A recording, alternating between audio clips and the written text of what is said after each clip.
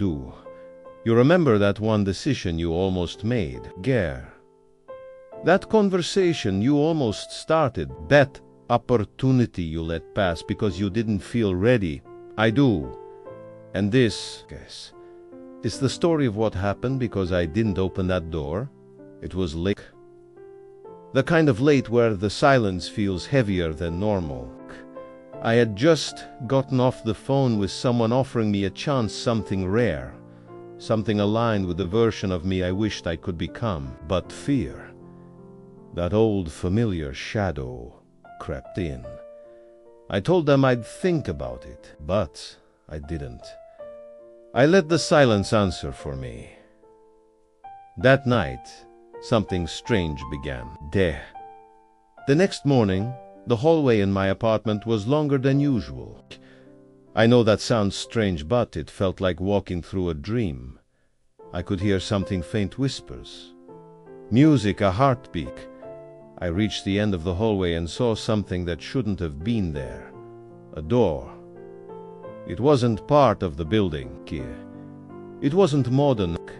It was ancient, wooden, carved with symbols I didn't recognize, but somehow understood, but I couldn't open it.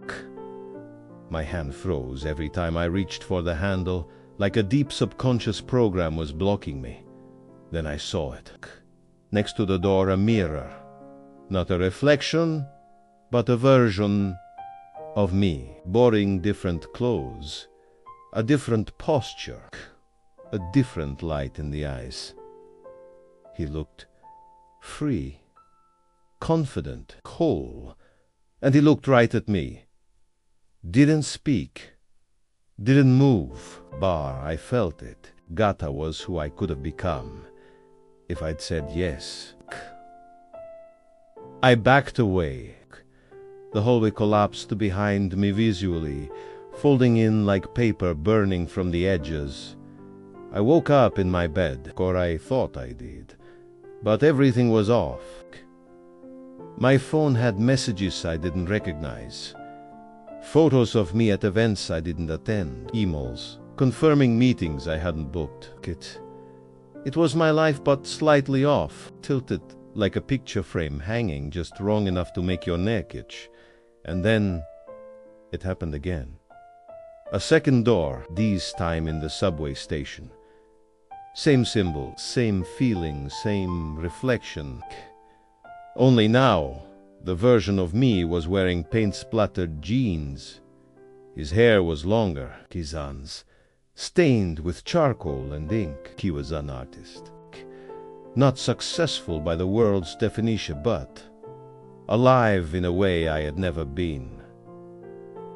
He winked at me, just enough to feel the warmth leak through.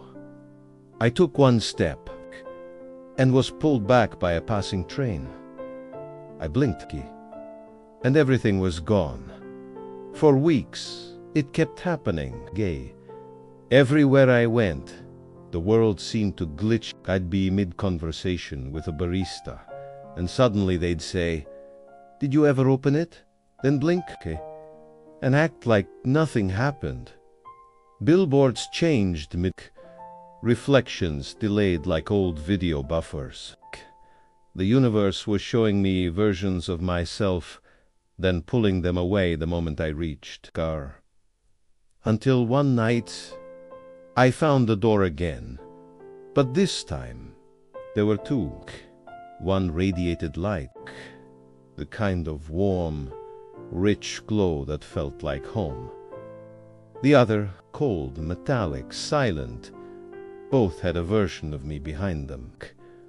One stood smiling, hand extended. The other stood still, eyes empty, posture collapsed inward like the gravity of regret had caved his ribs. One path was the life I chose not to live. The other was the one I'd keep living if I kept standing still. But something new happened. I heard footsteps behind me. I turned and saw a crowd. Dozens of mez. Older, younger versions with different scars, accents, expressions. Each one represented a decision I did or didn't make. They didn't judge, sir. They just waited. I stood there, frozen between the future I feared and the one I was too afraid to reach for.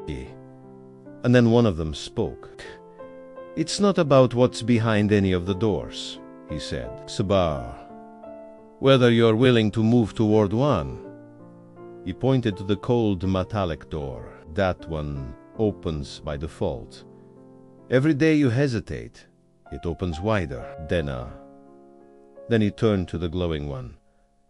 "But this one, goo, you've got to want it enough to walk toward it, even if you don't know what's behind it." Kai didn't know what changed in me. Yeah. Maybe it was the weight of all the lives unlived behind me. Maybe it was the ache in my chest from holding myself back for too long. But I moved. Not fast, not dramatically, just one step forward. And the moment my foot touched the threshold, everything exploded into light. I didn't die. I didn't vanish. I woke up in the same bed, in the same apartment, but I felt different. Like the air had changed. And then I noticed something on the wall, a photo of me speaking on a stage, smiling, confident. A moment I hadn't lived yet, bet I was booked for it. The date was in my calendar. Suddenly, I remembered accepting the offer. I remembered walking through the fear. It wasn't magic, it was choice. Stacked, reinforced, until it became my new reality. The doors, they weren't dreams. They were warnings and possibilities. And the glitch, that was the universe reminding me. Every version of me is just one bold decision away. You're not stuck. You're paused. And the longer you wait, the heavier the silence becomes. But you don't need to wait for a perfect moment. You need to move toward the one that calls you. So, the next time you feel that nudge, that pull, that whisper of something more, don't wait for the door to knock. Build the courage to reach the handle. Because behind it, Ghost, just might be the version of you who never gave up. And he's waiting.